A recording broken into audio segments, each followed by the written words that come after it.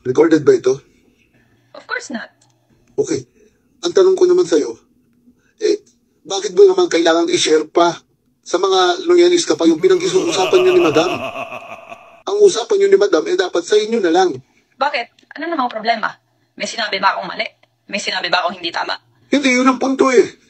Damay-damay na, sinisira mo kami. Isipin mong katarantaduhan yung ginawa mo. Teka, bakit galit na galit ka? Tsaka anong katarantaduhan?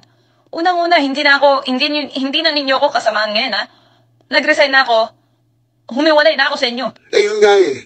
Pero bakit mo kailangan gawin? Kagagawa niya, pinagagawa mo. Puta, katarantaduhan niya. Isipin mo yung sisirain mo kami. Sisirain mo kami.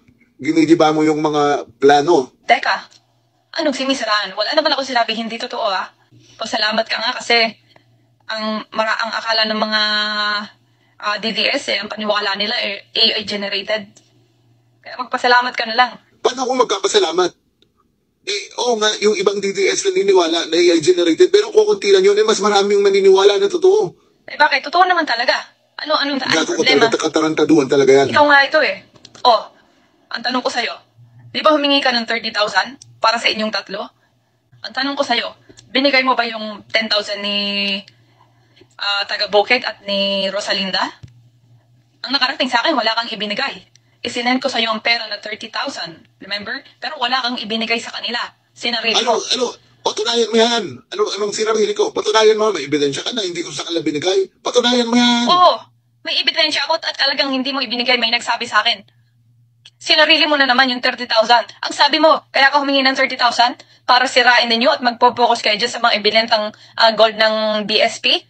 Ngayon, asan? Wala kang ibinigay sa kanila. Wala. Meron. Patunayan mo yan. Tsaka huwag mong ibahin ang usapan ng pinag-uusapan natin dito. Ang katarantaduhan ginawa mo. Ha? Katarantaduhan, yung mga pinagagawa mo na sinisira mo kami. Yun ang pag-usapan natin. Huwag mong ibaling dyan sa 30,000 na yan. At patunayan mo na wala akong binigay sa kanila.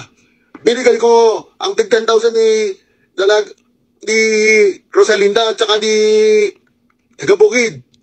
Patunayan mo yan. Anong patutunayan ko? Talagang wala kang binigay at sinarili mo. Tsaka, huwag mo akong pagbintaan sinungaling, ha. Ito, Mandarahog, sasabihin ko sa iyo ngayon. Ang usapang ito ay recorded. Naintindihan mo? Kanina mo. Bigla akong binabahan.